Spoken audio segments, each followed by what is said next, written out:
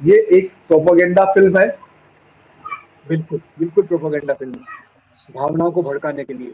ये फिल्म कोई इतिहास की किताब पर आधारित नहीं है, और उपन्यास में जो लेखक होता है वो अपनी कल्पना शक्ति का इस्तेमाल करके उसके हिसाब से वो घटनाओं को प्रस्तुत करता है। और इस फिल्म के बारे में जितना भी मैंने सुना है और उसके बारे में जाना है, बहुत सारे उस पे वीडियोज आए हैं, तो इस फिल्म में दो चीज़ों पर जोर है। एक तो औरंगजेब ने कितनी क्रूरता से संभाजी महाराज को टॉर्चर किया, और दूसरा जो औरंगजेब की जो बाकी बातें हैं और उसका तो कोई ख्याल इसमें किया नहीं गया।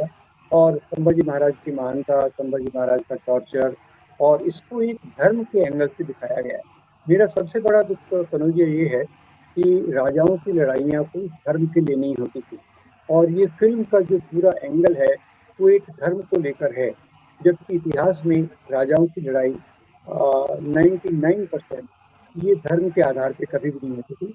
इसमें जो सत्ता, अपने राज्य का विस्तार करना, अपने विरोधियों का अपमान करना, विरोधियों के जो प्रतीक हैं उसको नष्ट करना, ये इतिहास में था।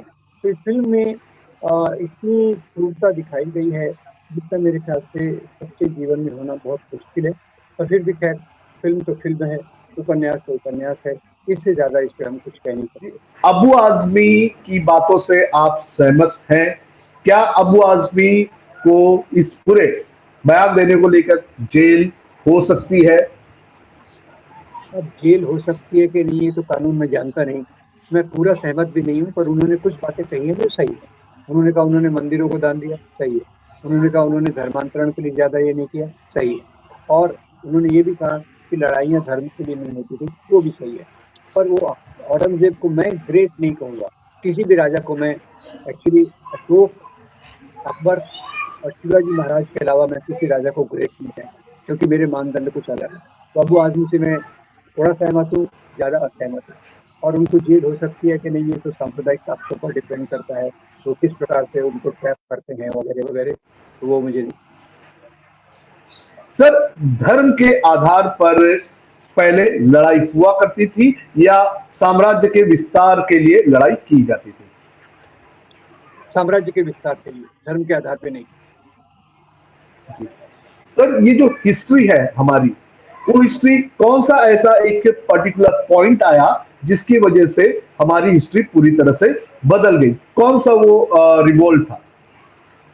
वो था अंग्रेजों का यहाँ आना, जेम्स मिल द्वारा हिस्ट्री ऑफ इंडिया लिखना और उसमें धर्म का फूट डाल देना, और बाद में इलियट एंड डॉसन ने मल्टी वॉल्यूम हिस्ट्री हिस्ट्री के मल्टी वॉल्यूम निकाले, उसमें भी उन्होंने धर्म धर्म धर्म डाल के राजा के पूरे इतिहास के पैटर्न को बदल दिया।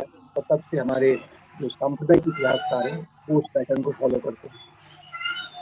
सर, कौन सा वो वक्त था 1857 जब अ, एक साथ थे सभी हिंदू मुस्लिम राजा एक साथ थे और उन्होंने रिवोल्ट कर दी थी और उसी के बाद डिवाइड एंड रूल की पॉलिसी आई?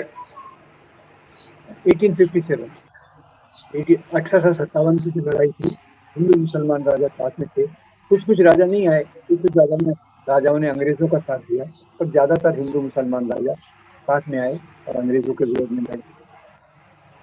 सर, एक मस्जिद जिसे औरंगजेब ने तोड़वाई थी, वो मस्जिद कौन सी थी और उस मस्जिद को क्यों तोड़ा गया था?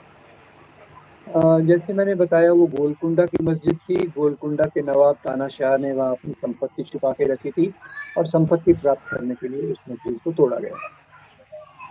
सर, जो काशी विश्वनाथ मंदिर थी, उसे क्यों तोड़ा गया था? क्या उसके अंदर छुपे लोग छुपे हुआ करते थे या फिर राजा अपना वर्चस्व दिखाने के लिए जो है जीत के बाद वहां पर उसने मस्जिद तोड़ी? क्या कारण था?